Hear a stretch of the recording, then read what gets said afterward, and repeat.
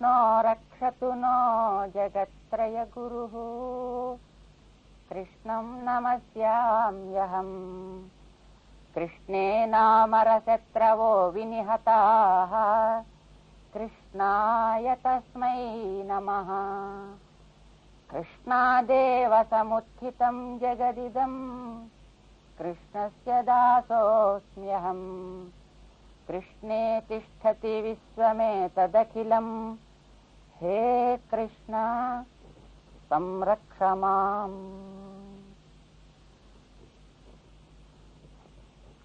ప్రియ భగవద్బంధువులారా, ఉపనిషత్తులకి ఒక అద్భుతమైనటువంటి శక్తి ఉంది. అది మనకి తెలియవలసినటువంటి విషయాలని మన యోగ్యతని చూసి చెప్పడం. శాస్త్రాలకి ఆ రకమైనటువంటి ఒక అలవాటు ఉంది. విషయాన్ని పైకి ఒక అందమైన కథగా మనకి చెబుతారు. కొంచెం రుచి కలిగి జిజ్ఞాస కలిగి లోపలికి ప్రవేశిస్తే ఒక నీతిని బోధిస్తాయి. మరికొంచెం పైకి పెడితే జీవిత మూల్యాలని మనకి నేర్పుతాయి. లోపలకంటా మనం ప్రవేశిస్తే ఆధ్యాత్మికమైనటువంటి తాత్విక రహస్యాలను మనకి విప్పి చెబుతాయి. ఇన్ని ఒక దాంట్లో ఉంటాయి. పైకి మనకి మాత్రం అవి ఏదో ఒక సామాన్య కథని చెబుతున్నట్టుగా మనకు కనిపించినా వెనకాతల అంతరార్థాన్ని చూస్తే మాత్రం అద్భుతమైనటువంటి రహస్యాలు మనకు గోచరం అవుతాయన్నమాట. సాంకేతికంగా అనేక విషయాలు మనకి చెప్పబడతాయి. అసలు ఏ విలువైనటువంటి విషయాన్నైనప్పటికీ కూడా నేరుగా అందరికీ అందిపోయేట్టుగా ఇప్పుడు చెప్పరు. అయితే అక్కడే అందిస్తారు, కానీ అది పరిశీలన చేసిన వాడికి తప్ప కనిపించకుండా ఉండేట్టుగా పెడతారన్నమాట. ఇది లోకంలో మనం చూసేటటువంటి అనేక రకాల ప్రభుత్వ వ్యవహారాల్లో కూడా మనం చూస్తుంటాం. కొన్ని సాంకేతికమైన పదాలను ప్రయోగిస్తూ అది తెలిసిన వాడికి మాత్రం దాని గురించి తెలుసుకోవడానికి లోపలికి ప్రవేశించడానికి, తెలియని వాడికి తెలియకుండా ఉండేట్టుగా ఏర్పాటు చేస్తుంటారే, ఏమంటారు వాటిని, ఏ పాస్వర్డ్స్ అంటుంటారు కదా, అగో అలాంటివి కొన్ని సాంకేతికంగా ఉంటుంటాయి అన్నమాట. భగవద్గీతలో అట్లాంటివి అనేకం ఉంటాయి. అది పెద్దల ద్వారా విన్న, పెద్దల శుశ్రూష చేసినటువంటి వారికి గోచరం అవుతూ ఉంటాయన్నమాట. భగవద్గీతలో మొదటి అధ్యాయంలో ఉండేటటువంటి 14వ శ్లోకం తత శ్వేతైః హయేర్యుక్తే అనేది ఒక అద్భుతమైనటువంటి అలాంటి ఒక సాంకేతిక శ్లోకం. ఇందులో మనకి కొన్ని వ్యర్థమైనటువంటి విశేషణాలుగా మనకు కనిపిస్తూ ఉంటాయన్నమాట. కానీ వాటిలో ఒక రకమైన సార్థకత ఉంది. భగవద్గీత సర్వవేదాలకి సారం. వేదాలని 4గా విభాగం చేశాడు ప్రధానంగా వేదవ్యాస భగవానుడు. వాటిని ఋగ్ వేదము అంటారు, యజుర్వేదము అంటారు, సామ వేదము అంటారు, అథర్వ వేదము అని అంటారు అన్నమాట. ఒక్కొక్క దానికి మళ్ళీ అనేకమైనటువంటి శాఖలు, వాటికి ఉపశాఖలు కూడా ఉన్నాయి. ఒక సామవేదానికే 1000 శాఖలు ఉన్నాయి అని అంటారు. యజుర్వేదంలో మళ్ళీ శుక్ల యజుర్వేదం అని, కృష్ణ యజుర్వేదము అని ఉన్నాయి. అలాగే ఋగ్వేదానికి అనేక శాఖలు ఉన్నాయి, అథర్వానికి అనేక శాఖలు ఉన్నాయి. ఇన్ని కలిగి 1131 శాఖలు ఉన్నాయి మొత్తం అని అంటుంటారన్నమాట. అయితే వీటన్నిటినీ మన స్థూలంగా ఋగ్, యజు, సామ, అథర్వ అనేటువంటి 4 కింద విభాగం చేయడం జరిగింది. ఈ వేదములు మనకు తెలియవలసిన విషయాలన్నీ కూడా స్పష్టంగా తెలియజేశాయి. తెలుసుకోవడానికి మన దగ్గర ఇంద్రియాలు లేవా? కన్నుంది, రూపాలు గుర్తిస్తుంది, ప్రపంచంలో చుట్టూ. చెవులున్నాయి, శబ్దాలు గుర్తిస్తుంది. ముక్కుంది, పరిమళాన్ని గుర్తిస్తుంది. నాలుక ఉంది, రుచులను గుర్తిస్తుంది. చర్మం ఉన్నది, రకరకాల స్పర్శల్ని గుర్తిస్తుంది. మనకి తెలియవా? తెలియచ్చు. కానీ అన్ని మన ఇంద్రియాలకే గోచరించాలి. ఇంద్రియాలకు గోచరించేవని సరైనవి కూడా మనకి కాకపోవచ్చును. ఇంద్రియాలకు అన్నింటినీ వాస్తవంగా గుర్తించగలిగే శక్తి కూడా అస్తమానం లేకపోవచ్చు. ఒక్కొక్క నాడు మన కంటితోటి స్పష్టంగా చూడగలిగే ఉన్నప్పటికీ కూడా మరొక నాడు ఆ కన్నే ఉన్న వస్తువుని వాస్తవంగా చూడలేకపోతూ ఉంటుంది. మరో 2 నేత్రాలు కావాల్సి వస్తుంది, ఉపనేత్రాలు, అద్దాలు కావాల్సి వస్తుంటాయి. కొంతకాలం అది పెట్టుకున్నా మనకు కనిపించని స్థితి ఏర్పడుతూ ఉంటుంది. కనుక మనిషికి ఈ ఇంద్రియాలతో కలిగేటటువంటి జ్ఞానం సర్వదా ప్రమాణం అని మనం అనడానికి వీల్లేదన్నమాట. కొంతవరకు జ్ఞానాన్ని కలిగిస్తూ ఉండవచ్చు. ఒక శబ్దాన్ని మనం వింటాం, ఆ శబ్దాన్ని విన్నప్పుడు కొన్నిటిని మనం ఊహిస్తూ ఉంటాం. కానీ ఆ శబ్దం కూడా వాస్తవాన్ని సక్రమంగా ఒక్కొక్కసారి గుర్తించకపోవచ్చు. ఒక చోట ఎక్కడో ఏదో ఒక శబ్దం వచ్చింది అని మనం వినొచ్చు. ఆ వినదాని వల్ల మనకి ఇది బహుశా ఏదైనా ఒక స్కూటర్ యొక్క శబ్దం కాబోలని అనిపించవచ్చు. నిజానికి వాడి ఇంట్లో స్కూటర్ లేకపోవచ్చు. పక్క గదులు ఎవడో ఒకడు పడుకున్నటువంటి కుంభకర్ణుడు సోదరుడు అయి ఉండొచ్చు. వాడి యొక్క నిద్రాకాలిక ధ్వని విశేషం అయి ఉండొచ్చు. అది వాడు స్కూటర్ అని అనుకుని ఉండొచ్చు. చెవి శబ్దాన్ని గుర్తించింది, కానీ ఆ శబ్దం అదా కాదా అనేది స్పష్టంగా తెలియడం ఒక్కొక్కసారి ఇంద్రియానికి ఉండేటటువంటి బలహీనత చేత, ఇంద్రియానికి కలిగే ఇతర విషయ జ్ఞానం ప్రభావం చేత సక్రమంగా సాగకపోవచ్చు. కనుక ఇంద్రియాల వల్ల అన్ని వేళలా అన్ని రకాలుగాను వాస్తవమైనటువంటి జ్ఞానం కలగకపోవచ్చు, కొంతవరకు కలగచ్చు కూడా. అయితే లోపల మరొక ఇంద్రియం ఉంది, మనస్సు అని దానికి పేరు. ఇంద్రియాలతో కనిపించే కొన్నిటిని మనం చూసి గతంలో దానికి మరొక దానికి ఉండేటువంటి సంబంధాన్ని గుర్తించి ఈవేళ ఆ మరొకటి కనిపించకపోయినా ఒకటి కనిపిస్తే దీన్ని బట్టి అది ఉంది అని మనం ఊహించవచ్చు. ఉదాహరణకి ఎండ కనిపిస్తోంది, సూర్యుడు కనిపించడు, కానీ ఇదివరకు ఎండకి సూర్యుడికి ఉండేటువంటి సంబంధాన్ని మనం చూసాం. ఎక్కడెక్కడ ఎండ ఉంటుందో అక్కడ సూర్యుడు ఉంటాడని తెలుసును. కనుక ఈవేళ మనకి ఎండ కనిపిస్తోందంటే సూర్యుడు కనిపించకపోయినా ఏదో ఒక అడ్డు ఉండడం చేత సూర్యుడు ఉదయించాడు, ఇదిగో ఇప్పుడు బహుశా ఇంత దూరం ఇంత ఎత్తు పైకి ఆకాశంలో లేచి ఉంటాడు అని మనం ఊహించడానికి అవకాశం ఉంది. ఇది ఊహ అంటాం. దీన్ని అనుమానము అంటారు మన వాళ్ళు సంస్కృత భాషలో. తెలుగులో అనుమానం వేరు, డౌట్, కానీ సంస్కృతంలో అనుమానం వేరు, ఇన్ఫరెన్స్ అని అంటాం అన్నమాట. అంటే కనిపించే ఒక దాన్ని బట్టి తత్సంబంధం కలిగినటువంటి మరొక దాన్ని గుర్తించుట, ఊహించుట అన్నమాట. ఇలాగ మనం అనుమానంతో కొన్నిటిని తెలుసుకుంటాం, కానీ అది కూడా అన్ని వాస్తవాన్ని మనకి తెలియచెప్పలేకపోవచ్చు. తెల్లవారుగట్ట ఒక్కొక్క నాడు లేవగానే మనకి అంతటా ఆవరించి బాగా పొగ కనిపిస్తుంది, అమ్మో ఎక్కడో ఏదో కాలిపోయింది అనుకుంటాం. గతంలో ఎక్కడో కాలితేనే అందులోంచి రావడం పొగ మనకి తెలుసు. ఇప్పుడు ఇక్కడే మనకు పొగ కనిపించింది, ఎక్కడో కాలింది అనుకుంటాం. నిజానికి అది పొగ కాకపోవచ్చు, పొగ మంచు అయి ఉండదు. అది కూడా పొగలాగే మనకి భ్రమ కల్పించి ఎక్కడో ఏదో కాలింది అని అనిపించవచ్చు, దానికి ఏం కాలి ఉండకపోవచ్చు. మనకి ఇంద్రియాల వల్ల కలిగేటువంటి జ్ఞానానికి ప్రత్యక్షం అంటారు. అక్షం అంటే ఇంద్రియములు, ఇంద్రియములకి ఎదురుకుండా ఉండే వాటికి సంబంధించినటువంటి కలిగే జ్ఞానానికి ప్రత్యక్షం అని పేరు. వాటిని ప్రత్యక్షాలంటారు, వాటి వల్ల కలిగే జ్ఞానాన్ని ప్రత్యక్షం అంటారు. ఇలాగా ప్రత్యక్షం మనకి వాస్తవ జ్ఞానాన్ని కలిగించేది ఒకటి, అనుమానం జ్ఞానాన్ని కలిగించడానికి మరొక ప్రమాణం. కానీ ప్రత్యక్షం వల్ల అనుమానం వల్ల కూడా మనకు కొన్ని తెలియకపోవచ్చు. అలాంటి వాటిని తెలియచెప్పడం కోసం బయలుదేరింది ఏదో దానిని వేదము అంటారు. ప్రత్యక్షేణ అనుమిత్యావా యస్తుపాయో నబుధ్యతే. ప్రత్యక్షానుమానముల చేత తెలియనటువంటి అనేక విషయాలు మనకున్నాయి. చంద్రుడికి చుట్టూ అప్పుడప్పుడు ఒక చిన్న గుండ్రంగా ఏర్పడుతూ ఉంటుంది. ఎందుకు ఏర్పడుతోంది? పరివేషం అంటారు దాన్ని. ఎందుకు ఏర్పడుతోంది? గాలులో క్రమబద్ధంగా ఎందుకు వీస్తున్నాయి? సముద్రపు తలలు అంతవరకు బాగా ఉధృతంగా లేచినవి ఒడ్డుకు వచ్చిన తర్వాత ఎందుకు అక్కడ దిగిపోతున్నాయి? విద్యుల్లతలు ఆకాశంలో ఎందుకు ఏర్పడుతున్నాయి? ఇవి మనకి సమాధానానికి అందనటువంటి కొన్ని వాస్తవాలు మనం చూస్తున్నది. అసలు ఈ లోపల మనం ఇంత జీవుణ్ణి ప్రవేశపెడతాడు స్త్రీ దేహంలో పురుషుడు, కానీ అద్భుతమైనటువంటి శరీరాలు తయారవుతున్నాయి. ఎట్లా తయారవుతున్నాయి? ఇంత చిన్ని దాంట్లో ఇన్ని ఎక్కడి నుంచి వచ్చాయి? ఇంత చిన్ని గింజలో అద్భుతమైన పెద్ద పెద్ద మహావృక్షాలని ఎట్లా ఇమిడి ఉంటున్నాయి? ఇవన్నీ మనిషి యొక్క సామాన్య జ్ఞానానికి అందేటటువంటి వాస్తవాలు కానీ కావు. చూస్తున్నాం, మనం వాటిని అనుభవిస్తున్నాం, వాటి వల్ల ఎన్నో లాభాలు పొందుతున్నాం, ఎన్నో ప్రయోజనాలు మన చుట్టూ ఉండేటువంటి ప్రపంచానికి కలుగుతున్నప్పటికీ కూడా వాటి గురించినటువంటి వాస్తవ జ్ఞానం ఇది, ఇందుకు ఇలా జరుగుతోంది అనే విషయం ఈనాటికి ఆధునిక వైజ్ఞానికులకి లేనే లేదు. పరిశోధనలు సాగుతున్నాయి, ఎప్పటికో వాస్తవాలు తెలుస్తాయో తెలియవో మనకి అంత బాగా తెలియదు.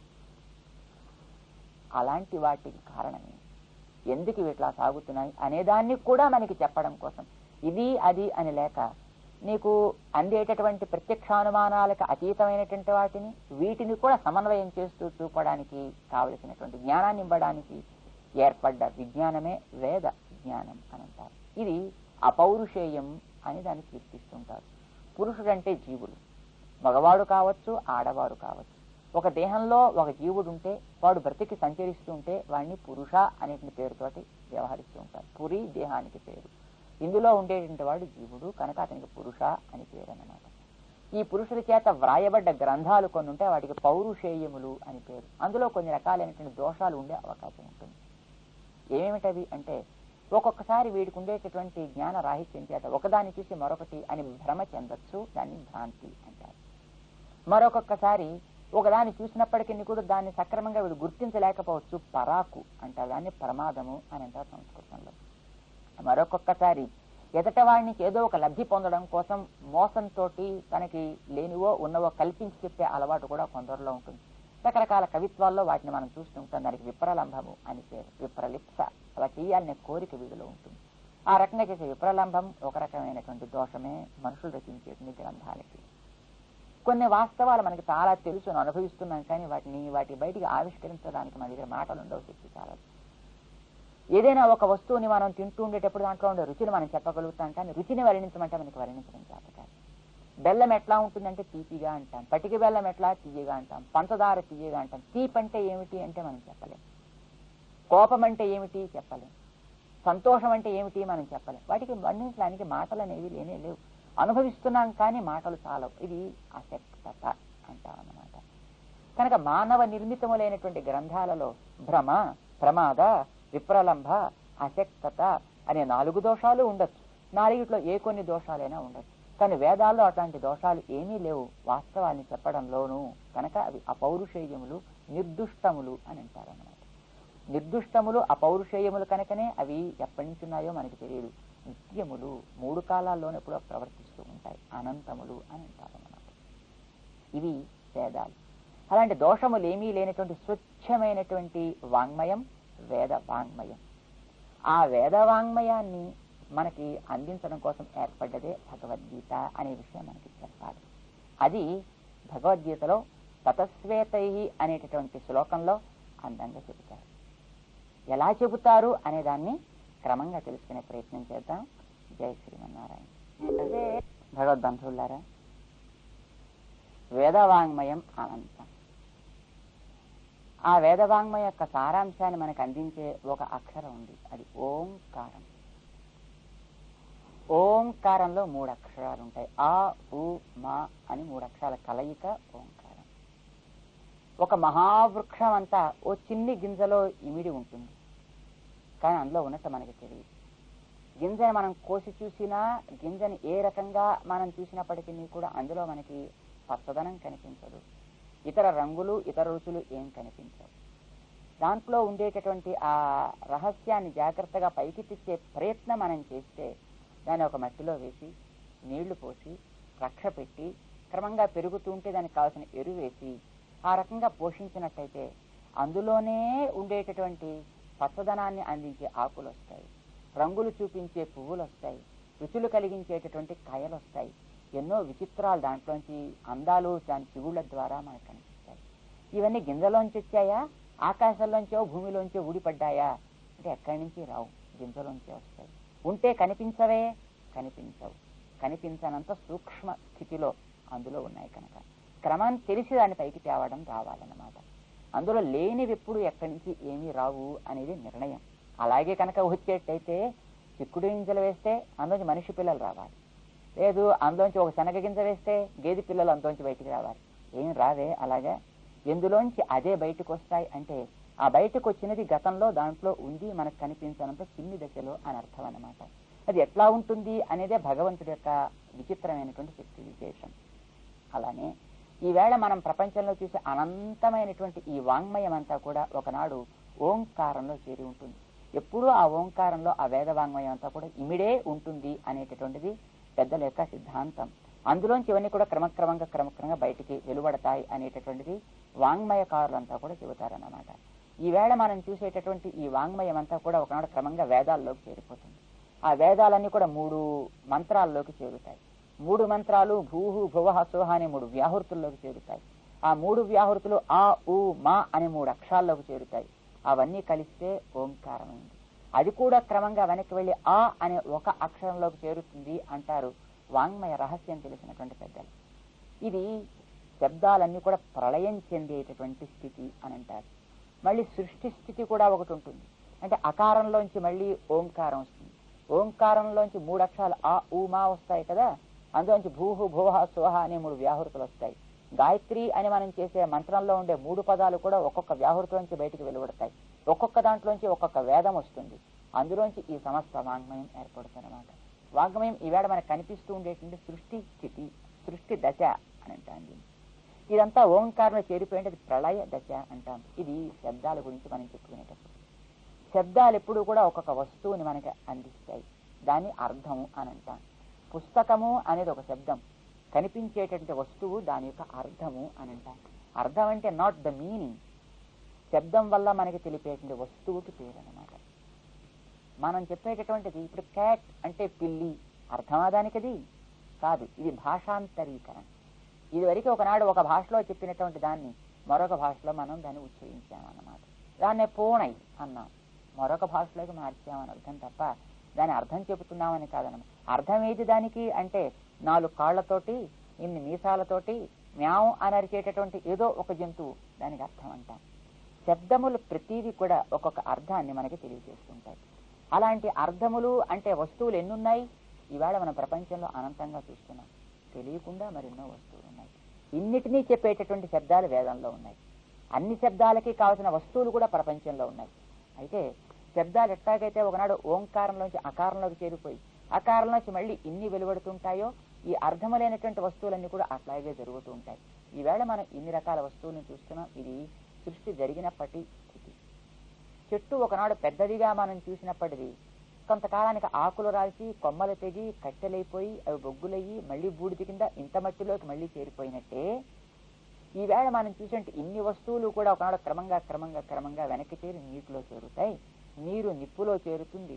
నిప్పు గాలిలో, గాలి ఆకాశంలో, ఆకాశం అవ్యక్తంలో, అవ్యక్తం అక్షరములో, అక్షరము మహత్తులో, ఆ అక్షర తత్వం అనేటటువంటిది తమస్సులో చేరి ఆ తమస్సు అనేది పరతత్వంతో ఏకీభవతి. తమ పరే దేవే ఏకీభవతి.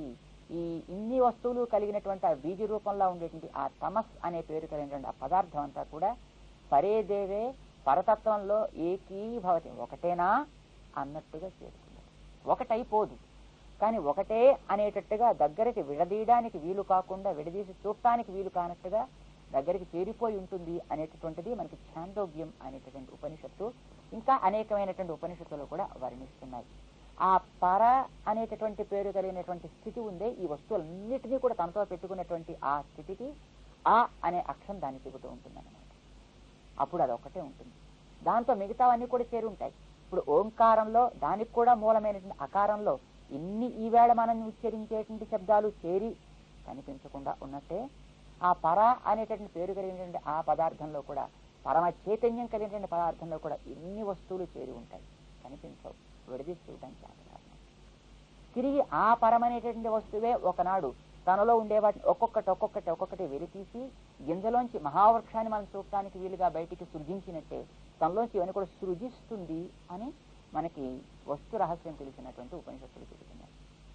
దాని శ్రీకృష్ణుడు భగవద్గీతలో చెప్పాడు, హే అర్జున ఇవన్నీ కూడా ఒకనాడు నాలో చేరుతాయి ప్రళయే, మళ్ళీ వాటిని పునస్తాని విసృజామ్యహం, తిరిగి వాటినే నేను సృష్టి కాలంలో నాలోంచే బయటికి తీస్తానని చెప్పాడు. కనుక ఈయన ప్రళయకాలంలో సమస్త వస్తువుని కూడా తనతో పెట్టుకునే పరమ చైతన్యం కలిగినటువంటి ఒకడు. అప్పుడు ఆయన చెప్పే శబ్దం ఏమిటి, ఆయనకి పేరేమిటప్పుడు, అప్పుడు ఏ శబ్దం మిగిలి ఉంటే అదే ఆయన చెప్తుంది కదా. అప్పుడు మిగిలిన శబ్దం ఏమిటి, ఆ. ఏ శబ్దాలు లేనప్పుడు ఉండే శబ్దం ఆ. ఏ వస్తువులు లేనప్పుడు ఉండేటువంటి వస్తువు అతడు.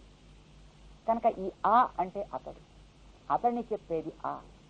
ఎవడది, ఎందుకు మళ్ళీ సృష్టి చేస్తాడు అని అంటే ఎవడు చెబితే చేయడు, చెప్పడానికి ఎవరైనా ఉంటే కదా, తానొక్కడే ఉన్నాడు. కానీ తనలో దయ ఒకటి ఉంది. ఆ దయకే మా అని పేరు, ఆ దయకే లక్ష్మి అని పేరు. ఆ దయ అనేది తల్లి. అదేం చేస్తుంది అంటే ఆయనలో అరే నీలో ఉండే వాళ్ళందరినీ కూడా బయటకు తీసుకుంటారు, సృజించి వాళ్ళందరినీ వాళ్ళు ఎంతంత కర్మభారం పోస్తున్నారు వారందరికీ కూడా మళ్ళీ దేహాలు కల్పించి తద్వారా కర్మను తొలగించుకుని హాయిగా ఆనందించగలిగేట్టు చేయవయ్యా అని మళ్ళీ ఆ దయ అతన్ని ప్రోత్సహిస్తుంది. తప్పు చేసిన పిల్లలని దోషాలు చూడకుండా కాపాడమని బోధించేటటువంటి అమ్మ లోకంలో ఎట్లాగైతే రక్షకురాలు పిల్లల పాలిటీ అవుతుందో అలాగే ఈ సమస్త జీవరాశికి కూడా భగవంతుడు తనతో చేర్చుకుని ఉంచుకున్నప్పుడు లక్ష్మీదేవి మన అమ్మ అట్లా స్వామికి మన విషయంలో దయ కలిగించి ఈ సృష్టిని చేసేట్టు పనిచేస్తూ ఉంటుంది. ఆవిడికి పేరు మా అమ్మ అని పేరు అన్నమాట. ఈ అమ్మకి తాను భర్త, ఆవిడ చెప్పినట్టు తాను వినేవాడు, ఆవిడ ఆనందం కోసం ప్రవర్తించేవాడు, ఆయనకు అనుకూలంగా ప్రవర్తించేది ఆవిడ కూడా. లోకంలో ఉండేటటువంటి దంపతుల్లాగా చీటికి మాటికి కీచులాడుకుంటూ రోడ్లెక్కేటటువంటి వాళ్ళు కారు కదా వాళ్ళు, దివ్య దంపతులు. ఒకరి ప్రీతి మరొకరికి కావాలి, ఒకరి క్లేశం కలిగితే మరొకరు చూడలేరు. కనుక అమ్మకి కష్టం కలిగితే తను చూడలేడు, తనకి శ్రమ కలిగితే అమ్మ చూడలేదు. మనమంతా వారి సంతానం, మనలో రకరకాల తేడాలు పెట్టుకున్నా వారే మనకందరికీ కూడా మాతాపితరులు, మనమంతా వారి సంతానం. కనుక మనలో ఏ రకమైనటువంటి క్లేశం కలిగినా అమ్మ చూడలేదు, అమ్మ కష్టం కలిగితే స్వామి చూడలేడు కనుక అమ్మ కోసం తాను సృష్టి ప్రారంభిస్తాడన్నమాట. తిరిగి తనలో ఇదివరకు నామరూపాలు లేకుండా పడి ఉండే జీవరాశనంతటినీ కూడా బయటికి తేవడం ప్రారంభిస్తాడు. పురుషుడు తనలో ఉండేటటువంటి జీవకణాలని తన యొక్క భార్య యొక్క కోరిక చేత ఎట్లా బయటికి ఒక రూపం ధరించేట్టుగా వెలికి తీసుకుని వస్తాడో అట్లాగే పరమాత్మ దేహంలో చేరి ఉండేటటువంటి ఈ సమస్త జీవరాశిని కూడా ఆ అమ్మ యొక్క కోరిక మీద ఒక్కొక్క పేరు కలిగేట్టుగా వీరు దేవతలు, వీరు మనుషులు, వీరు తిరియక్కులు, వీరు స్థావరాలు అని పేరు పొందేటట్టుగా దేహాలు, వాటికి తగినటువంటి పేర్లు, వాటికి తగినటువంటి స్థానాలు, వాటికి తగినటువంటి పనులను కూడా తనే ఏర్పాటు చేసి వీళ్ళందరినీ కూడా బాగు చెయ్యాలి అనే ప్రయత్నం చేస్తాడు. కనుక అమ్మకి ఎప్పుడు కూడా పరాధీనమై ఉండేటటువంటి వాడు పరమాత్మ. పేరేమిటి ఆయనకి? మాధవ. ఇది వేదం మనకి తెలుస్తుంది. అందుకోసమే వేదసారమైనటువంటి పురుష సూక్తంలో సహస్రశీరుష పురుష, 1000 తలలు కలిగినటువంటి వాడు ఈ సృష్టి కారణమైన వాడు అని ప్రారంభించి ఎవడా అతడు పేరు చెప్పండి అని అడిగితే అతనికంటూ పేరు చెప్పడం కొంచెం కష్టమే, కానీ వాళ్ళ శ్రీమతి గారిని బట్టి పేరు చెబుతాను అంది వేదం. ఏమిటి ఆవిడ పేరు అంటే లక్ష్మి అని పేరు. హ్రీష్యతే లక్ష్మీ పత్న్యౌ అంటుంది పురుష సూక్తం.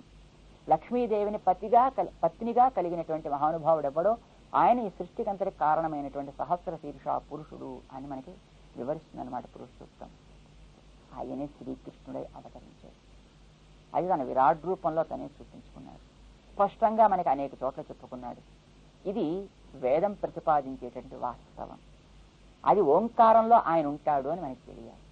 వేదం చేత తనే ప్రతిపాదించబడతానని 15వ అధ్యాయంలో తనే వివరించుకుంటాడు. వేదైశ్చ సర్వైరహమేవ వేద్య అనే వాస్తవాన్ని. అది ఈవేళ అర్జునుడి ముందర నిలబడి ఆ తత్వం అతన్ని కర్తవ్య ఉన్ముఖుణ్ణి చేస్తోంది లోకహితం కోసం అనే విషయం మనకి తెలియచెప్పడమే భగవద్గీత సారం.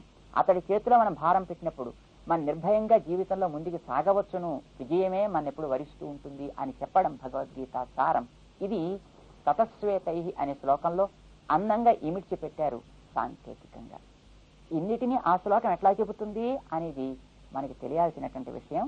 అది ఎట్లా తెలియచేస్తుందో మనం తెలుసుకునే ప్రయత్నం చేద్దాం. జై శ్రీమన్నారాయణ.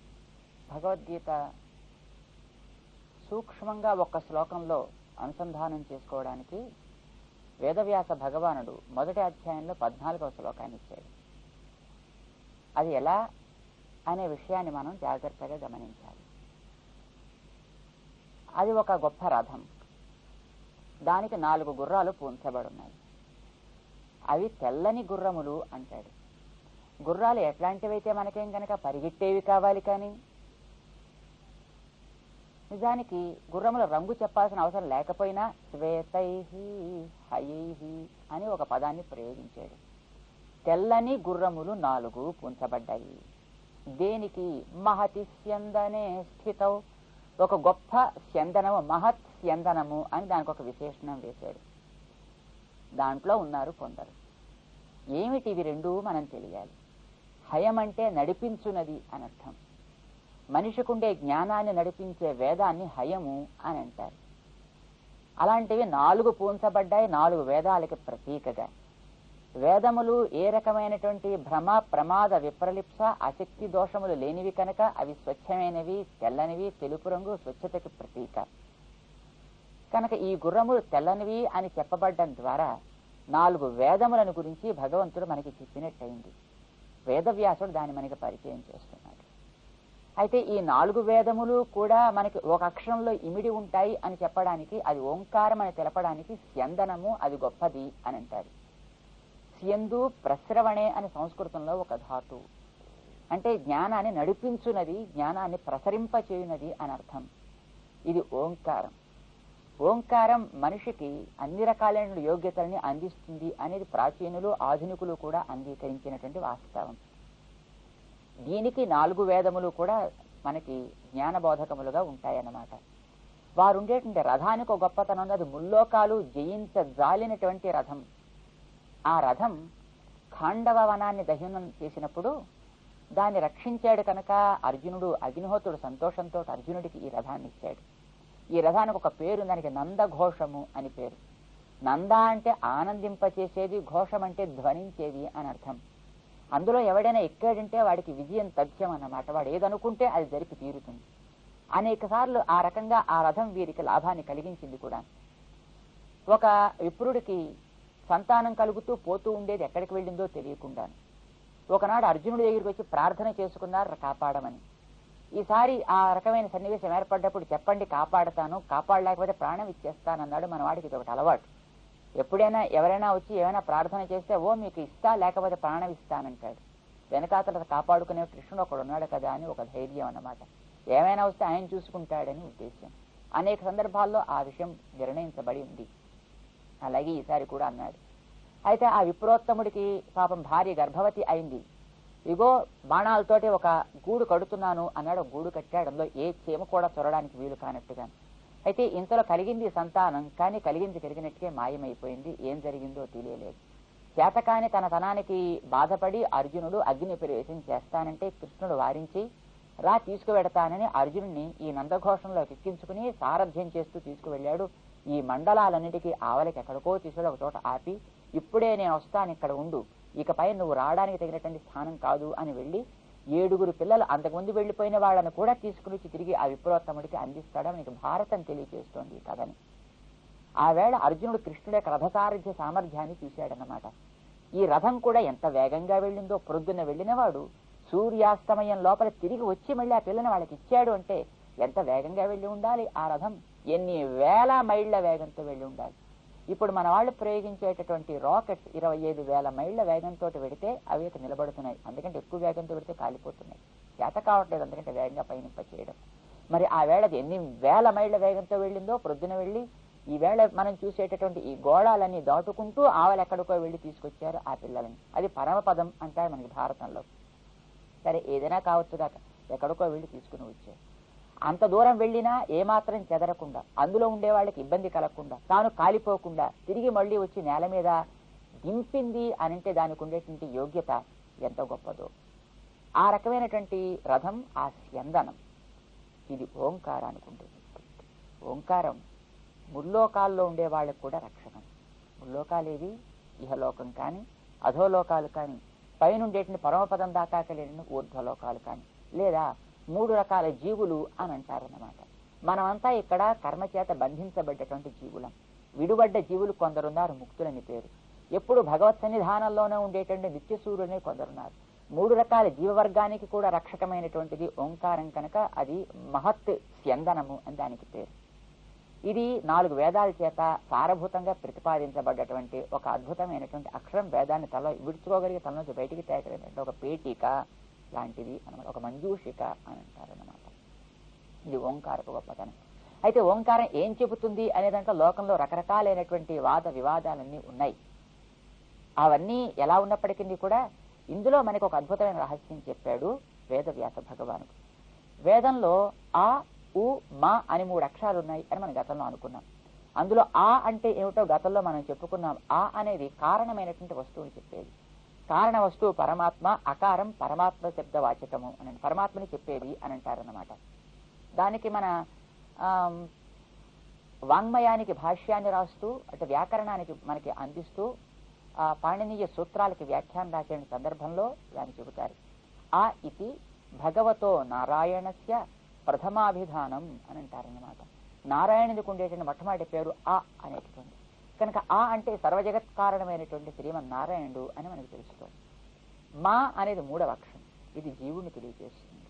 ఈ జీవుడు మా అనే అక్షరంతో తెలియజేయబడ్డానికి ఒక సంఖ్యా శాస్త్రం ఒకటి ఉంది. ఏమిటిది అంటే ఈవేళ మనం చూసేటటువంటి ఈ శరీరం 24 వస్తువులతో తయారైంది. జీవుడు ఇందులో ఉంటే ఇది పనిచేస్తుంది, లేకపోతే దీనికి శవమని పేరు. కనుక జీవుడికి సంఖ్య 25 అని ఆ సంఖ్యాశాస్త్రకారులు చెబుతారన్నమాట. శరీరం ఏ 24తో తయారైంది అనంటే 5 భూతములు, మట్టి, నిప్పు, నీరు, గాలి, ఆకాశం అనేవి. ఈ 5ంటికి 5 స్వభావాలు ఉన్నాయి. మట్టికి వాసన వేయుట, నీటికి రుచిని తెలుపుట, నిప్పుకి రూపాన్ని చూపుట, గాలికి స్పర్శ తెలుపుట, ఆకాశానికి శబ్దాన్ని వినిపింపచేయుట అనేవి 5 లక్షణాలు, విషయాలు అని అంటారు వాటిని. ఈ 5ంటిని గుర్తించడానికి 5 జ్ఞానేంద్రియాలు ఉన్నాయి మన దగ్గర. దేహంతో పని చేసుకోవడానికి 5 కర్మేంద్రియాలు ఉన్నాయి. కనుక జ్ఞానేంద్రియాలు 5, కర్మేంద్రియాలు 5, 10, భూతములు 5, విషయములు 5, మొత్తం 20. ఈ 5 + 10 ఇంద్రియాలను నిర్వహించేటటువంటి మనస్సు ఒకటి ఉంది, అది 21వది. వీటంటికి వెనకాల బుద్ధి ఒకటి ఉంది, అది 22వది. దాని వెనక ఉండేటటువంటి అహం, ఈ 5+10 ఇంద్రియాలను నిర్వహించేటటువంటి మనస్సు ఒకటి ఉంది, అది 21వది. వీటన్నిటికి వెనకాల బుద్ధి ఒకటి ఉంది, అది 22వది. దాని వెనక ఉండేటటువంటి అహం తత్వం అని ఒకటి ఉంది, అది 23వది. దీనికంతటికి కారణమైనటువంటి బీజభూతమైన మూల ప్రకృతి ఒకటి ఉంది, అది 24వది. 24 కలిస్తే అది ఒక దేహం అంటాం. 25వ వాడు జీవుడు. దీన్ని ఒక్కొక్క అక్షరంతో సంకేతంగా ఏర్పాటు చేసి పెట్టారు మన శాస్త్రకారులు. ఆ 25కి 25 అక్షరాలు ఉన్నాయి. క, చ, ట, త, ప అనే ఒక్కొక్క దాంట్లో 5 అక్షరాలు కలిగిన ఒక్కొక్క వర్గ. ఈ 5 వర్గాలు ఈ 5గా ఉండేటువంటి వాటన్నింటినీ తెలియజేస్తూ 25 వస్తువుని తెలియజేస్తాయి. అందులో చిట్ట చివరిది లోపల ఉండేటటువంటి జీవుడు కనుక పాప బాబ మా అనే మకారం జీవుడికి వాచకంగా మన వాళ్ళు చెబుతుంటారు. మకారం దానికేందుకు చెప్పాలి? కా దగ్గర నుంచి ఎందుకు ప్రారంభించకూడదు? మకారం కాకుండా కకారమే జీవుడికి చెప్పి మకారం మరొకదానికి చెప్పొచ్చు కదా అని కొందరు తెలివైన వాళ్ళు ప్రశ్న వేయొచ్చు. కానీ అక్షరాన్ని ఒక వస్తువుకి సంకేతంగా చెప్పేటప్పుడు కూడా అందులో ఉండేటువంటి స్వభావానికి అనుగుణంగా ఈ శబ్దంలో ఉండే శక్తిని బట్టి దానికి ఆ సంకేతాన్ని ఏర్పాటు చేయడం జరిగింది. ఇది సంస్కృత భాషకు ఉండేటటువంటి గొప్పతనం అన్నమాట.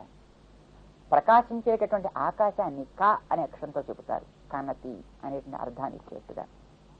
అలాగే వాయువుని గా అనే అక్షరంతో చెబుతుంటారు, గచ్చతి ఎప్పుడు ప్రసరిస్తూ ఉంటుంది కనుక.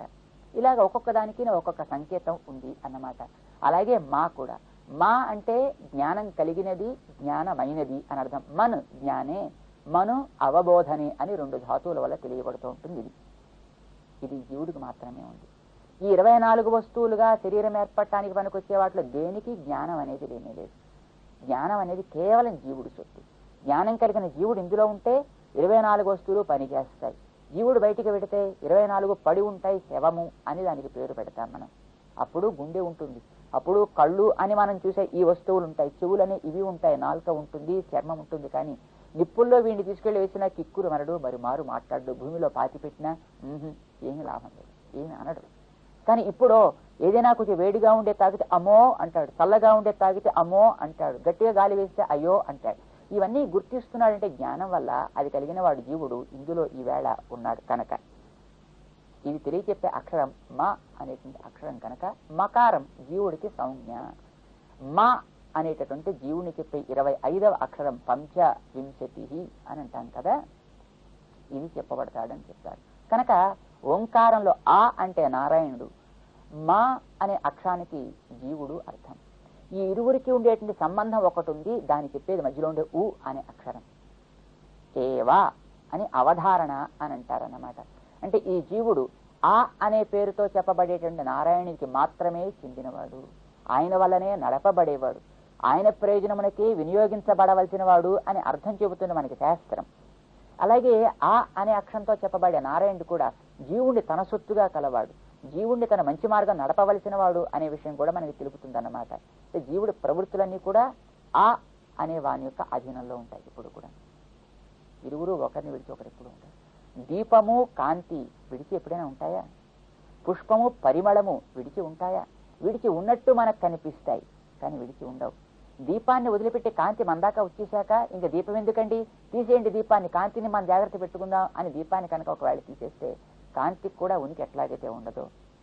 అంటే దీపాన్ని వదిలి కాంతి ఎప్పుడు ఉండనట్టే కాంతినివ్వని దీపం కూడా మనం దీపం అనే పేరుతో పిలవం కదా. అలానే జీవుణ్ణి వదిలి దేవుడు ఎప్పుడూ ఉండడు, దేవుణ్ణి వదిలి జీవుడు ఎప్పుడూ మనడన్నమాట. ఇరువురు ఒకరిని వీడి ఒకరు ఉండలేరు, అది వారి స్వరూపానికి విరుద్ధం.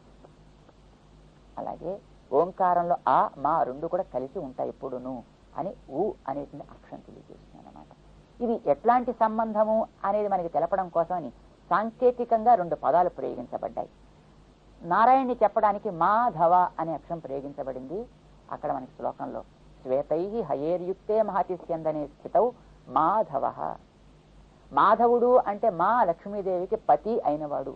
పురుషోక్తంలో చెప్పబడ్డ లక్ష్మీపతి అని ఎవరిని గురించి అయితే మనకి చెబుతోందో అతడే నారాయణుడు అన్నమాట. ఆ నారాయణుడు ఎప్పుడు స్త్రీ సంబంధం కలిగి ఉంటాడు కనుక అతని పేరు శ్రీమన్ నారాయణ అని మనకి తెలుపుతూ ఉంటుంది మనకి ఉపనిషత్.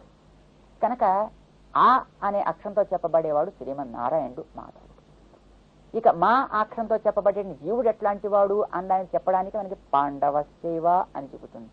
పాండవుడు అంటే పండా అంటే జ్ఞానం, జ్ఞాన సంబంధమైన ప్రవృత్తి కలిగిన వాడు కనుక అతని పేరు పాండవ అని అంటామన్నమాట. వీరిద్దరికీ సంబంధం భావమరుగుల సంబంధం, ఒకరినొకరు మాట్లాడుకుని ఇచ్చుకుని పుచ్చుకునేటువంటి సంబంధం, అది విడరాని సంబంధం.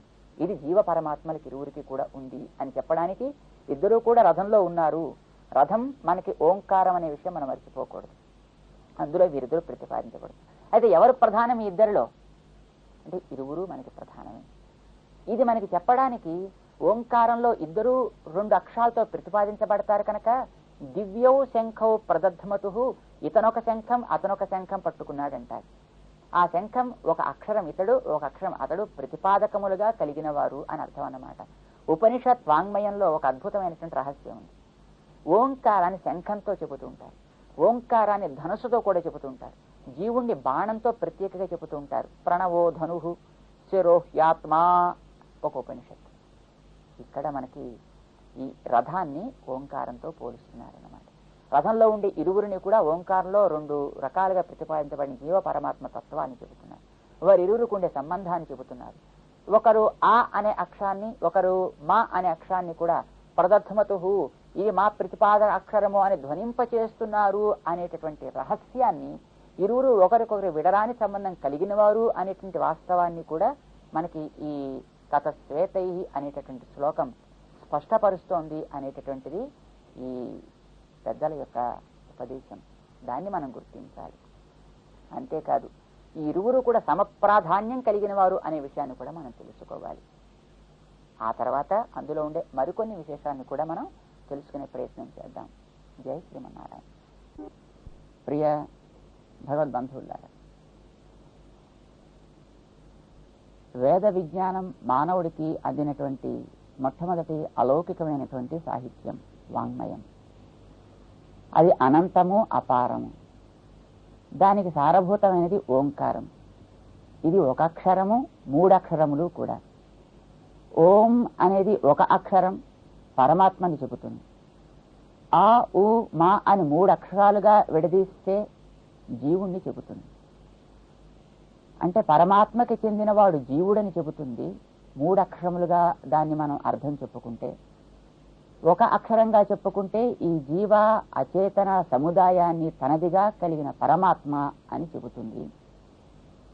విడదీసి ఉండేటటువంటి దాన్ని అసంహితాకారం అని అంటారు. ఒక అక్షరంగా చెప్పితే దాన్ని సంహితాకృతి అని అంటారు. ఇది మన శాస్త్రకారులు చెప్పారు. ఎలా దీన్ని ఉచ్చరించాలి అనే విషయాన్ని మనకు ఉపనిషత్తులు వివరిస్తాయి. ఒక్కొక్క ఉచ్చారణకి మాత్ర కాలము అని అంటారు. ఏకమాత్ర, ద్విమాత్ర, త్రిమాత్ర అని. ఒక మాత్రా కాలం ఉచ్చరిస్తే ఏం కలుగుతుంది, 2 మాత్రల కాలం ఉచ్చరిస్తే ఏం కలుగుతుంది, 3 మాత్రల కాలం ఉచ్చరిస్తే దానివల్ల కలిగే ఫలితాలు ఎట్లా ఉంటాయి అనే విషయాన్ని గురించి మనకు ఉపనిషత్తులు వివరిస్తాయి. ఈ ఓంకారాన్ని గురించి మనకి జీవులం కనుక మనని ప్రతిపాదించే విధానం ఏమిటో తెలుసుకోవలసినటువంటి బాధ్యత మనకుంది. మనం స్వతంత్రులం కాము. మనంతట మనం పని చేయటం లేదు. మనంతట మనం కోరుకుని ఈ లోకంలోకి రాలేదు. మనంతట మనం కోరుకుని స్త్రీగానో పురుషుడిగానో ఒక తెలుపు రంగులోనో నలుపు రంగులోనో మనం రాలేదు. ఎవడో తెచ్చాడు ఇక్కడికి. మనం ఏదైనా ఒక కార్యం ఒకటి ఉంది అనంటే దానికి వెనకాతల కారణం ఒకటి ఉంటుంది అనేది నిశ్చయం. మనమంతా కార్యాల కింద ఈ లోకంలో కనిపిస్తున్నాం. ఈవేళ ఒకనాడు పుట్టాం కనుక దీనికి కారణం ఏమిటి అనేటటువంటిది తల్లి తండ్రి మాత్రమే కాదు. కారణం వాళ్ళకు కూడా ఇలా కనాలి సంతానాన్ని అనేటటువంటి జ్ఞానమే ఉండి కనటం లేదు. అంటే కేవలం పిల్లవాడు పుట్టాలనో లేకపోతే కేవలం ఒక పిల్ల పుట్టాలి అనో వాళ్ళు కంటలేదు. ఏదో కాకతాళీయంగా ఏర్పడుతోంది, నడుస్తోంది ఈ ప్రకృతి అంతా, ఈ సంసారం ఈ రకంగా. కారణం వెనకాతల ఏదో ఒకటి నడిపిస్తోంది అనేది మన శాస్త్రకారులు దానికి పరమాత్మ అని పేరు పెట్టి అందించారు. ఆ పరమాత్మని గురించి మనకి తెలియచెప్పేటటువంటిది ఓంకారం. దాంట్లో ఎందుకు ఆయన ఈ విధంగా ఈ ప్రకృతిని మనకి శరీరాలుగా అమరుస్తున్నాడు అనే విషయం తెలియచేయబడుతుందన్నమాట. జీవుల మీద ఉండేటువంటి కర్మని అనుభవించడం కోసం మనంతట మనం ఆ కర్మను అనుభవించగలిగేటటువంటి యోగ్యత లేదు కనుక తాను అనుభవింపజేస్తాయి. మనకి అసలు ఆ కర్మ ఎక్కడుంటుందో ఎలా ఉంటుందో కూడా తెలియదాయి. దాన్ని మనం అనుభవించే ప్రశ్న మరి ఉత్పన్నం కానే కాదు. అందుకోసం వెనకాతల ఉండి తాను మనకి సహకారాన్ని అందిస్తూ ఉంటాడు. జీవుడికి సహజమైనటువంటి జ్ఞానం ఉంది, పరమాత్మకి సహజమైనటువంటి జ్ఞానం ఉంది. జీవుడికి ఉండే జ్ఞానం అల్పమైనది, పరమాత్మకు ఉండే జ్ఞానం అనంతమైనది. అందుకోసం తనకుండేటటువంటి జ్ఞానాన్ని, మన జ్ఞానాన్ని వాడుకోవడం కోసం తాను సహకారంగా అందిస్తాడనమాట. ఇలా ఎప్పటి నుంచి తాను అందిస్తున్నాడు అనే దానికి ప్రశ్నకి సమాధానం మన వాళ్ళు చెప్పలేదు. అనంతము అయినటువంటి కాలం నుంచి ఎప్పటి నుంచో తాను అందించడం ప్రారంభించాడు. కేవలం మన మీద ఉండేటటువంటి జాలి చేత, ఉపకార బుద్ధితోటి తను చేస్తున్నాడు ఈ రకమైన సహాయాన్ని మానవులందరికీ. ఎక్కడైనా మార్గ మధ్యంలో ఒక చేతకాన వాడు పడుంటే వాడి కాస్త చేయందించి వాడి గమ్యానికి చేర్చే దయాళువులాగా, దారి తెలియక అలమటించేటటువంటి జీవులందరికీ కూడా జారి చూపడం కోసం తను దయతోటి మన కోసం ఎన్నెన్నో రకరకాలైనటువంటి శ్రమలని పడుతూ ఉంటాడట. ఇది పరమాత్మ యొక్క స్వరూపం, ఇది పరమాత్మ యొక్క స్వభావం కూడా. ఆ రకంగా ఆయన చేస్తాడు అనేటటువంటి దాన్ని మనకి ఓంకారం తెలియజేస్తోంది.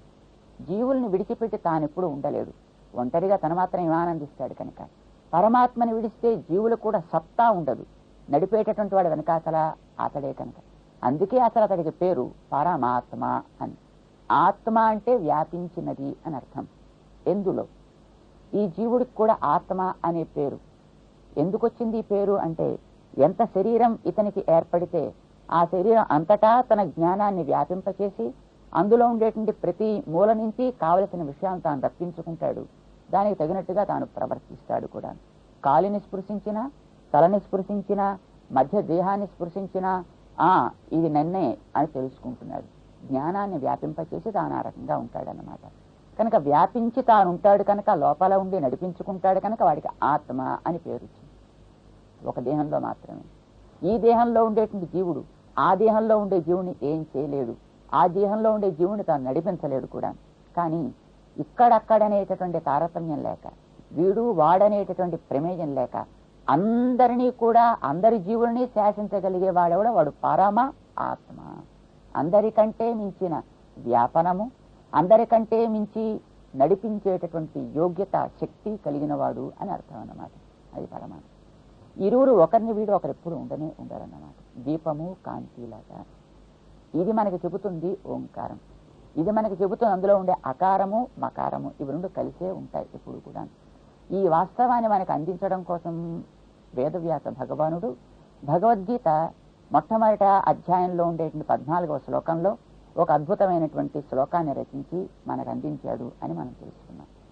అందులో ఉండేవాళ్ళు వీళ్ళే అని మనకి తెలియడం కోసం అనే కాబోలు ఆయన ఏ ఇతర పేరో పెట్టచ్చు. గోవింద పాండవశ్చైవా అని అనొచ్చు, అయితే గోవిందో అర్జునశ్చైవా అని కూడా అన్న శ్లోకం మామూలుగానే నడిచిపోతుంది. కానీ కొన్ని పదాలని ప్రయోగించడంలో ఒక్కొక్క భావాన్ని దాన్ని మనకు అందించేటటువంటి వ్యక్తి వ్యక్తీకరిస్తూ ఉంటాడనమాట. మనకి యోగ్యత ఉన్నట్టయితే ఆ భావం దాకా వెళ్లే ప్రయత్నం చేస్తాం, లేదా పై నుండే దాన్ని మాత్రం చూసి సంతృప్తి పడి వెళ్ళిపోతూ ఉంటామన్నమాట. అకారంలో ఉండేటటువంటి వాడు పరమాత్మ, ఆయన మాధవ, ఆయన లక్ష్మీ నాథుడు అనే విషయం మనకి స్పష్టం కావాలి అనే దానికోసం ఆయన మాధవ అని ప్రయోగించాడు. లక్ష్మి అనేది ఒక వ్యక్తి కాదు, నారాయణుడు అనేవాడు ఒక వ్యక్తి కాదు, అది ఒక తత్వము అని అంటారన్నమాట. తత్వం అంటే అంతటా వ్యాపించి ఉండి అన్నిటినీ నడిపిస్తూ అన్నిటినీ తాను ఆధారంగా కలిగి ఉన్నదేదో దానికి నారాయణ అని పేరు. దాన్ని ఏ రూపంలో మనం చూసినా చూడవచ్చు, దాన్ని ఏ పేరు పెట్టి పిలిచినా మనం పిలవచ్చు. అన్ని పేర్లు తనకే చెంది ఉంటాయి కనుక, అన్ని రూపాల్లోనూ తానుంటుంది కనుక ప్రతి రూపము తనకే పర్యవసానం.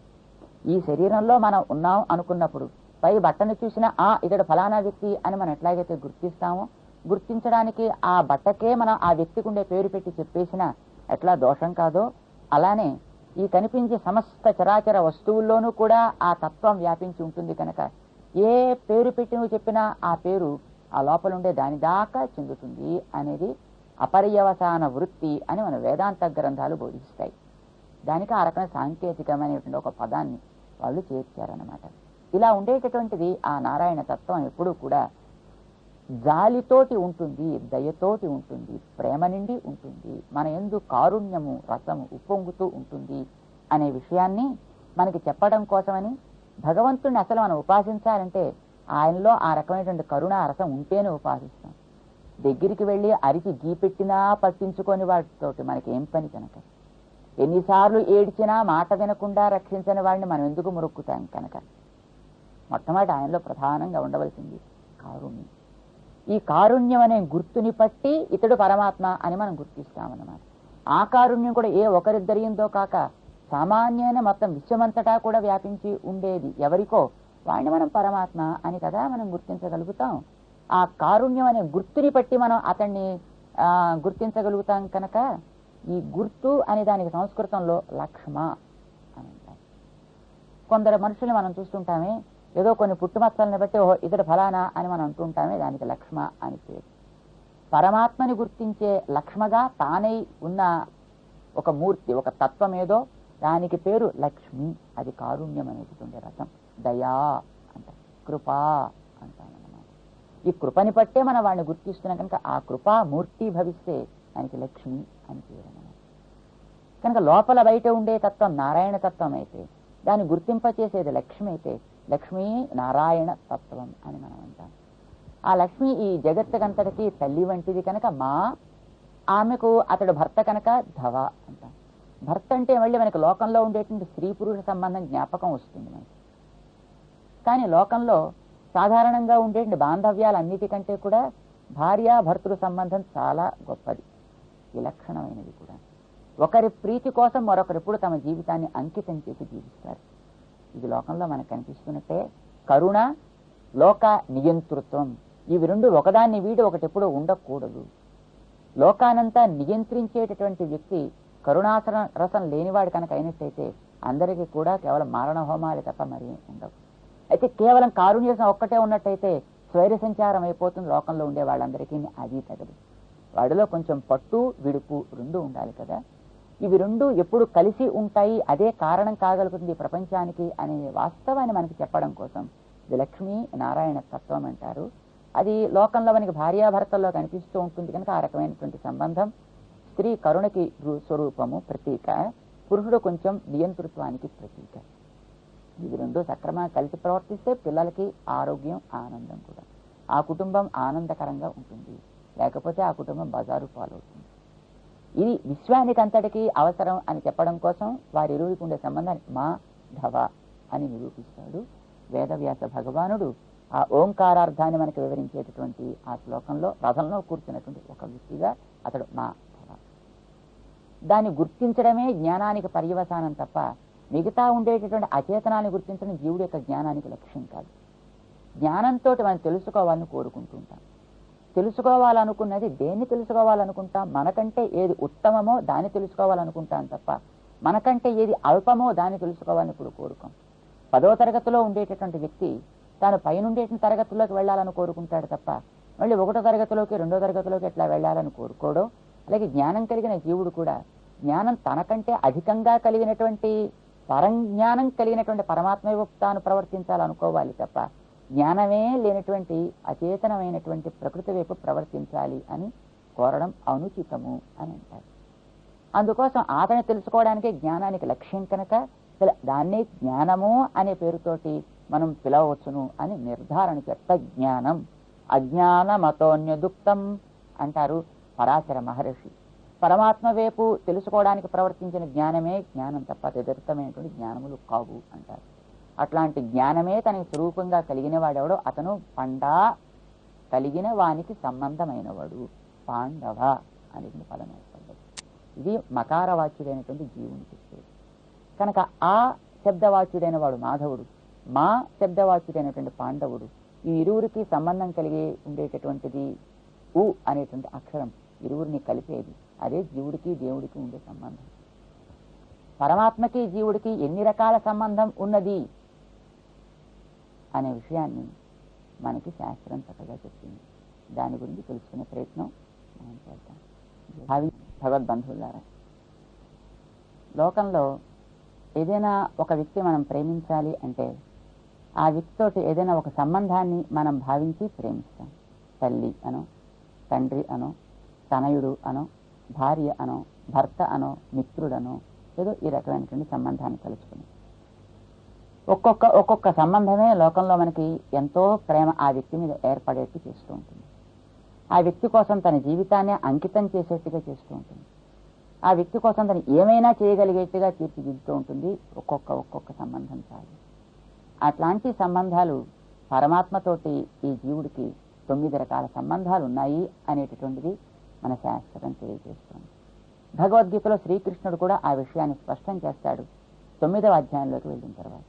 ఏమేమిటా సంబంధాలు జీవుడికి దేవుడికి ఉన్నటువంటివి? పిత, రక్షక, శేషి, భర్త, జ్ఞేయ, స్వామి, ఆధార, ఆత్మ, భోక్త అని 9 సంబంధాలు అన్నమాట. ఆయన పిత, ఈ జగత్తుకంతటికి ఆయనే కారణం. ఆయన వల్ల ఏర్పడ్డ వాళ్ళ మనమంతా ఈ దేహాలతో మనం ఆయన వల్ల చేరగలిగాం. లేకపోతే మన శరీరంలో చేరేటువంటి పరిస్థితి లేనే లేదన్నమాట. కనుక ఆయన తండ్రి, మనం ఆయనకి కార్యమైనటువంటి వాళ్ళం కనుక తనయులం మనం అంతా. ఆయన రక్షణ అనేది ఆయన మాత్రమే చేయగలడు. ఈ ప్రపంచంలో ఎవరికైనా ఎప్పుడైనా ఏ సందర్భంలో అయినప్పటికీ కూడా రక్షించడం అంటే ఏమసలు? 2 పనులు చేయడం. ఒకటి, ఏది కావాలో దాన్ని ఇవ్వడం, ఏది అవసరం లేదో దాన్ని తొలగించడం. ఇష్టాన్ని ఇవ్వడం, కష్టాన్ని దూరం చేయడం. ఇవి 2 చేయడాన్ని రక్షణ అని అంటారన్నమాట. ఇది చేయగలిగిన వాడు అందరికీ కూడా ప్రపంచంలో మొత్తం మీద ఒకడే, అతడు పరమాత్మ. కనుక ఆయన రక్షకుడు, రక్షించబడవలసిన వాళ్ళం మనమంటాను అన్నమాట. ఆయన రక్షణ మీద ఆధారపడ్డ వాళ్ళం అని అర్థం. ఆయన శేషి అంటే మనందరినీ కలిగిన వాడు ఆయన. ఆయనకే చెంది ఉండాల్సినటువంటి వ్యక్తులం మనం. 16 + 1 కలిపితే 17 అవుతుంది. 1 అనేటువంటి 17లో ఉన్నప్పటికీ కూడా మనం దాన్ని విడదీసి చూడవచ్చు. కానీ అందులో చేరి కూడా అది ఎట్లాగైతే ఉంటుందో అలాగే జీవుణ్ణి మనం వేరే చూడవచ్చు. కానీ దీన్ని నడిపించే, దీని వెనకాతలుండి తన కోసం వాడుకునే, దీనివల్ల కలిగే ప్రతి ప్రయోజనం తనదిగా కలిగిన వాడు వెనకాతలు ఉండేటువంటి పరమాత్మ. కనుక ఆయనకి శేషి అని పేరు. ఆయనకి శేషము వంటి వాడు ఈ జీవుడు అన్నమాట. అసలు ఈ జీవుడిని భరించేటటువంటి వాడు తాను. ఈ జీవుడికి తానే భర్త అన్నమాట. లోకంలో మన శరీర సంబంధం చేత భార్యాభర్తృ రూపంలో కొందరిని మనం గమనిస్తున్నా, ప్రతి జీవుడికి వీడువాడనేటువంటి తారతమ్యాలకు అందరినీ భరించగలిగిన వాడు ఒకడే, అతడు పరమాత్మ. కేవలం చేతనాలనే కాదు, అచేతన వస్తువుని కూడా భరించేటటువంటి వాడు తానే. కనుక ఆయన భర్త, ఆయన చేత భరించబడేటటువంటిది ఈ సమస్త విశ్వము కూడా. జ్ఞానం ఉన్నందుకు తెలియదగిన వాడు అతడు. అతన్ని తెలుసుకోవడం కోసం వాడే జ్ఞానం ఈ జీవుడికి. కనుక ఆయన జ్ఞేయుడు అంటారు. అసలు ఈ జీవుడు అనేది ఒక వస్తువు. ఈ వస్తువుని కలిగినటువంటి స్వామి అతడు. సొత్తు అంటారు వస్తువుని. నా సొత్తుని నేను కాపాడుకోవాలి అని ఎట్లాగైతే మనం అనుకుంటామో, లేక ఈ ప్రపంచానంతటినీ కూడా జాగ్రత్తగా నడుపుకోవాలి అని తాను అనుకుంటాడు. అచేతనాలు బాగానే మాట వింటాయి. జ్ఞానం ఉంది అనుకునే జీవుడే అప్పుడప్పుడు మాట వినడం మానేస్తూ ఉంటాడు. వీడికి సహజమైన జ్ఞానం కొంచెం ఉండడం చేత వీడికి కాస్త ఇటు అటు పరిగెడుతూ ఉంటాడు అన్నమాట. ఏదైనా ఒక మాలని తీసుకెళ్లి దేవుడి మెడలో వేస్తే అది అట్లాగే కూర్చుని ఉంటుంది. కానీ మన తీసుకెళ్లి గుళ్ళో కూర్చోబెడితే అది మంచి స్థానం అయినా కొంతసేపు కూర్చోగానే కాస్త నడుము పెట్టో కాళ్ళు నొప్పెట్టో తోచకో ఇటు అటు పోదామనిపిస్తుంది. అలాగే జ్ఞానం జీవుణ్ణి సహజంగా ఇటు అటు ప్రవర్తించేట్టు చేస్తుంది. ఆ ప్రవర్తన భగవంతుడికి సుముఖంగా ఉంటే వీడు తరిస్తాడనమాట. కనుక జ్ఞానానికి లక్ష్యం పరమాత్మ కావాలి. దీన్ని ఆయన తన సొత్తుగా కలిగినటువంటి వాడు కనుక ఆయనకి స్వామి అని పేరు. ఆయనకి చెంది ఉండాల్సినటువంటి వాడు ఈ జీవుడు అన్నమాట. అసలు వీరు ఈ విధంగా నిలబడి ఉన్నారంటే మనం చూస్తున్నాం, అనంతమైనటువంటి ఆకాశంలో గోళాలకు ఏవి కూడా వెనకాతల ఆధారం అనేది ఏం లేకుండా ఎలా తేలుతున్నాయో తెలియదు. ఎన్ని గోళాలు ఉన్నాయో తెలియదు. ఆ రకంగా ఉండేటటువంటివి ఇంతవరకు మన ఖగోళ శాస్త్రజ్ఞులకి ఆ గెలాక్సీస్ ఎన్నున్నాయో కూడా చెప్పడానికి వీలు కావటం లేదు. అన్ని ఉన్నాయి. ఎలా నిలబడి ఉన్నాయి, ఇవన్నీ కదులుతున్నాయి అన్నీ కూడా. కానీ ఒకదాంతో ఎప్పుడు తాకట్టం లేదు. ఏదో ఒకటి నడిపిస్తోంది అనంత శక్తి. అది ఏమిటో మన వాళ్ళకి తెలియదు. ఉపనిషత్తులు చెబుతాయి దాని పరమాత్మ అని. కనుక ఆయన ఆధారం, ఆయన మీద ఆధారపడి ఉండేటువంటి ఇవన్నీ కూడా. కనుక ఆధార ఆధేయ భావ సంబంధం ఒకటి ఉంది. అంతేకాదు ఆత్మ మనందరికీ లోపలవాడు, లోపల వ్యాపించి నడిపించేవాడు పరమాత్మ. మనం ఆయనని లోపల కలిగి ఆయన వల్ల నడపబడేటటువంటి శరీరం లాంటి వాళ్ళం. బట్ట పైన మనం వేసుకున్నాం, లోపల మనం ఉన్నాం. బట్ట మనం చెప్పినట్టు వినాలి. మన అందం కోసమో మన ఆనందం కోసమో తాను ఉండాలి. మనం ఎలా ఉంచితే అలా ఉండాలి తప్ప మనం వేసుకుంటే తాను ఎట్లాగైతే స్వతంత్రించడం తగదో. మనం ఇక్కడ బట్ట వేసుకున్నామంటే నేను ఇప్పుడే కాసేపు అలా బజారుకి వెళ్ళి వస్తానండి అని పైన వేసుకున్న బట్ట వెళ్ళడం మర్యాదగా ఉండదు కదా. మనకి అది సంతోషం కూడా కాదు. ఈ బట్ట ఎట్లాగైతే కేవలం మనం లోపల ఉంటే మన మీద తాను ఆధారపడి మనం చెప్పినట్టు తాను విని మన కోసం తాను ఎలాగైతే ఉంటుందో, అట్లాగే ఈ శరీరం లోపల ఉండేటటువంటి జీవుడికి కూడా లోపల తానుండి జీవుని తన శరీరంగా కలిగి ఉండి ఆ జీవుని తనే తన కోసం నడుపుతూ ఉంటాడు. కనుక ఆయనకి ఆత్మ అని పేరు. మనమంతా ఆయనకి శరీరాలు లాంటి వాళ్ళం. ఆ తర్వాత ఏదైనా మనం చేస్తున్నాం అంటే అనుభవించేవాడు లోపల ఉండి తాను. మనం ఆహారం తీసుకుంటున్నా, నీరు త్రాగినా మనం కాదు తీసుకునేది, ఆ లోపల ఉండే తాను. మనమే తీసుకునేటట్టు కనుక అయినట్టయితే ఎప్పుడు కావాలంటే అప్పుడు తీసేసుకోవాలి. కానీ కొంత తీసుకున్నాక అబ్బాయి ఇంకా వద్దు అంటుంది పొట్ట. ఒక్కొక్కసారి తీసుకోమన్నా అసలు తీసుకోను అని అంటుంది. ఇది కారణం అది మనం చెప్పినట్టు వినేది కాదు.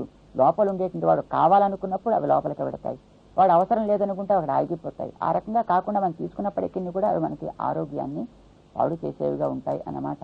వాడు లోపల అంగీకరించకపోతే నీటి చుక్క కూడా లోపలికి ప్రవేశించేది. కనుక లోపల ఉండేటటువంటి భోక్త తాను. తెలుసుకున్న వాడికి తానే అనుభవిస్తాడు, తెలుసుకోని వాడికి వీడిని అనుభవించమంటాడనమాట. ప్రహ్లాదుడు లోపలుండే తనే అనుభవిస్తాడు అనుకున్నాడు కనుక నిప్పుల్లో వేసినా ప్రహ్లాదుడికి ఏం కాదు, నీళ్లలో వేసినా ఏం కాదు, విషం త్రాగించినా హానికరం కాలేదు. మనకో తినేది మనం, చేసేది మనం, అన్నీ మనకే అనుకుంటాం కనుక తను చూస్తూ ఊరుకుంటాడనమాట. సరే అదేదో నీకే కానీ అన్నట్టుగా. కనుక ఆయన లోపల ఉండేటువంటి భోక్త, ఆయనకి అనుభవించబడదగిన వాళ్ళం మనమంతాను అని ఇలా 9 సంబంధాలు జీవుడికి దేవుడికి ఉన్నాయి అని మనకి తెలిస్తే ఎంత ప్రేమ కలగాలి. తెలిస్తే కాదు, తెలిసిన దాని మీద విశ్వాసం ఏర్పడితే. తెలియడం వేరు, విశ్వసించగలగడం వేరు కదా. మనకి ఎన్నో విషయాలు తెలుసును కానీ విశ్వాసం చాలా తక్కువ.